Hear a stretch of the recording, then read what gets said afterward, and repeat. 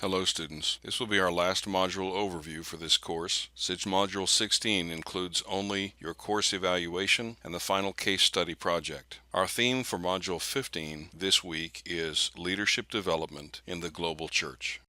As a follow-up to Chapter 11, Pluderman illustrates the difference between leadership in high-context and low-context cultures. Keep in mind that not all cultures fit neatly into one category or another. This chart is useful, however, for contrasting our culture from much of the two-thirds world.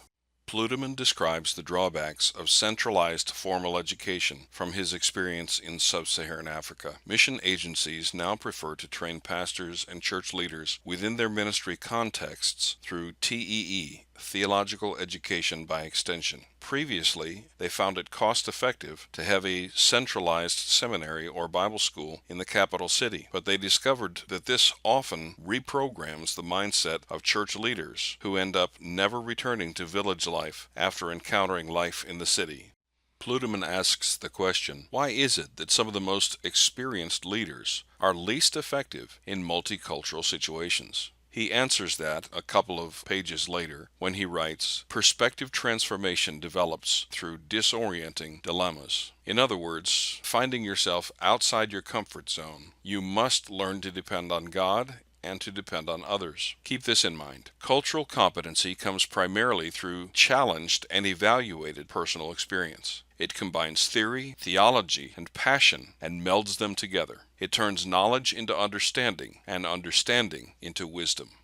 Pluderman takes the position that leaders who are exposed to broad perspectives will potentially become more effective in working cross-culturally, moving from egocentricity, self-focused, to filiocentric, family-centered, to ethnocentric, and then to a world vision, anthropocentric, all the peoples of the world. He does not specifically refer to a Christocentric global vision. And so a global vision that is not specifically Christocentric can end up being humanitarian. So we need to take it a step farther than Pluderman addresses. We need to see all peoples within God's redemptive plan as he reveals his plan from Genesis 12:3 to Revelation chapter 7, verse 9.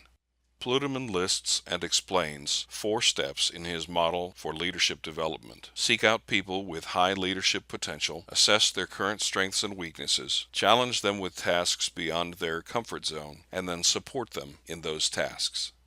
Our video for this module provides a compelling story of leadership development from a submarine captain who trained his crew to make crucial decisions. Based on the chart from Chapter 10, we see that Captain Marquette fits into the category of a consultative leader who proactively influenced decision-making without making the decisions himself.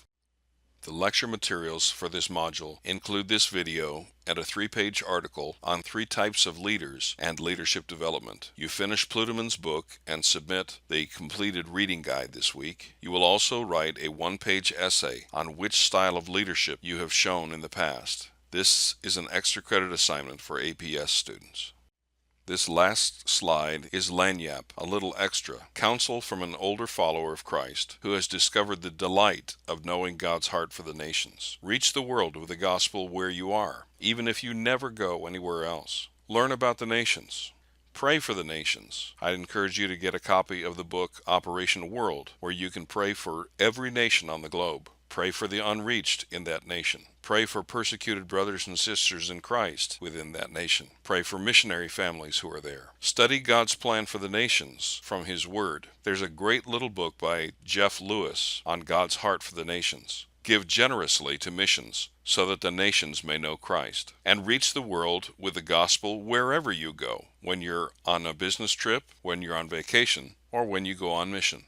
Thank you for the privilege of teaching you this semester. It's been a blessing, and I pray God's richest blessings upon you as you continue to follow Christ.